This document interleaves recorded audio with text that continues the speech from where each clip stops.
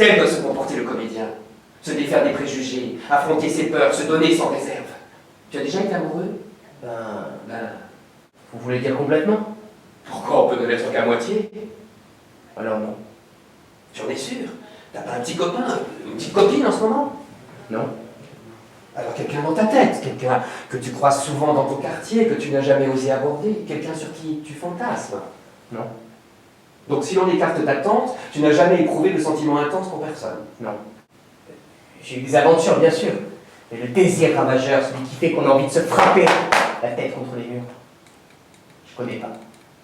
Pour moi, ça c'est pas de l'amour, c'est de la masturbation. Ce qui m'a donné l'impulsion en écrivant Tuer Phèdre, c'est... J'avais envie de relier les deux choses qui sont les plus importantes pour moi depuis toujours, c'est-à-dire le théâtre, mon amour pour le théâtre et pour le métier de comédien, les difficultés, les joies qu'on peut connaître quand on est sur une scène, les angoisses, et aussi toujours cette frontière très ténue entre la fiction et la réalité, le mensonge et la vérité, et après quand on sort de scène, est-ce qu'on est tout de suite dans une réalité ou est-ce que la fiction se continue, et puis mon goût du désir. Toute ma vie j'ai été animé par cette envie de désir, ce besoin de connaître, de côtoyer le désir le plus possible. Qu'est-ce qu'on est prêt à faire, jusqu'où on est prêt à aller quand on est sous l'emprise du désir.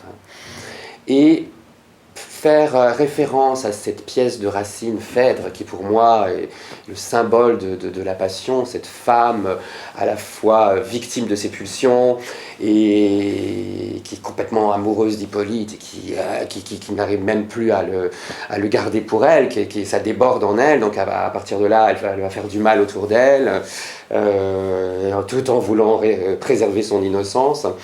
Et donc voilà, il me semblait que dans cette pièce, je pouvais réunir ces deux choses, c'est-à-dire le théâtre, mon amour du théâtre, et le sujet du désir. Et maintenant, inutile de substituer. Tu as la chance de visualiser l'objet de ton amour. Je suis là. Parle-moi. Quelle sauvage meurt, quelle haine endurcie. Parle-moi. Pourrait en vous voyant n'être point adouci. Continue. Ça allait? Non, mais continue quand même. Et je pus résister au charme décevant. Quoi, Seigneur? Je me suis engagé trop avant. Je vois que la raison cède à la violence. Ce qui signifie qu'il ne veut plus être violent, mais raisonnable. C'est une farce. Tu mesures ce que tu es en train de dire. On ne cesse de clamer depuis le début qu'Hippolyte réfrène sa passion pour Marici, et là, au moment où il est sur le point d'avouer, il redeviendrait raisonnable. Mais c'est tout le contraire! Imbécile! Tu n'es pas là! Depuis le début, tu es absent! La violence s'empare de lui, mais pas la violence guerrière! La violence des sentiments. C'est pire car il ne peut maîtriser. Je veux la fureur! Ah oui, je l'avais oublié, ce n'est pas dans tes attributions. Ça ne fait pas partie de ton credo. Pourtant, il va bien falloir que tu t'y mettes d'une façon ou d'une autre. Avec vous, je me sens capable de tout. Mettre en scène cette confrontation entre ce metteur en scène qui est à la recherche d'un jeune comédien pour monter Phèdre de Racine. Et donc ce metteur en scène à la fois très manipulateur, très agaçant, sûr de lui, et aussi très fascinant parce qu'il connaît son métier par cœur, il sait très bien où il veut aller. Et ce jeune homme qui arrive là pour passer l'audition, qui apparemment est très innocent, mais qui est en quête d'une vérité et qui n'est pas là par hasard, quoi.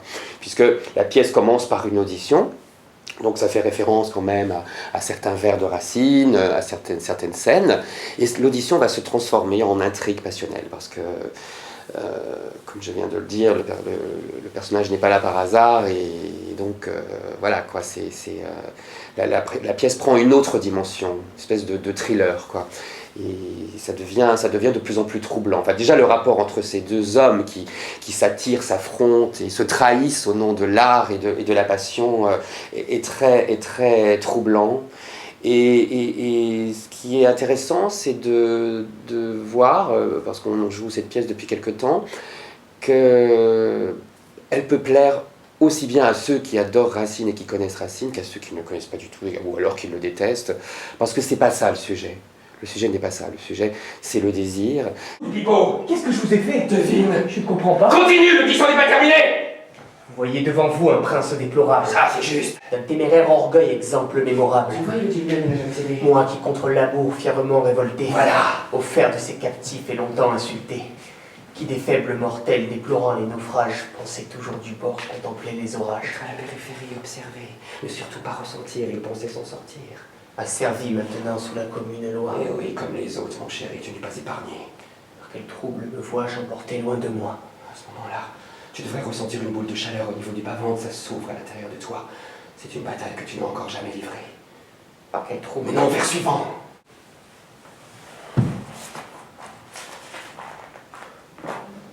Cette âme si superbe est enfin dépendante. Tu me permets de faire de toi ce qui me plaît. Tu t'offres à moi. Qu'est-ce qu'il dit ensuite? Depuis près de 6 mois, on Non mais, désespéré. avec tes mots. Eh bien, qu'il essaye depuis près Non de mais 6 pas il. Dis je. J'essaye depuis près de 6 mois de chasser. Non mais regarde-moi.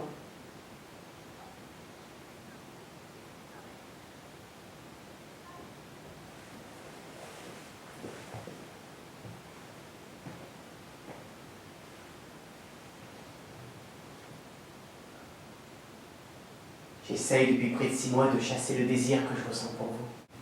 Mais je n'y arrive pas. À chaque fois que je veux vous fuir, vous êtes là partout. Présent.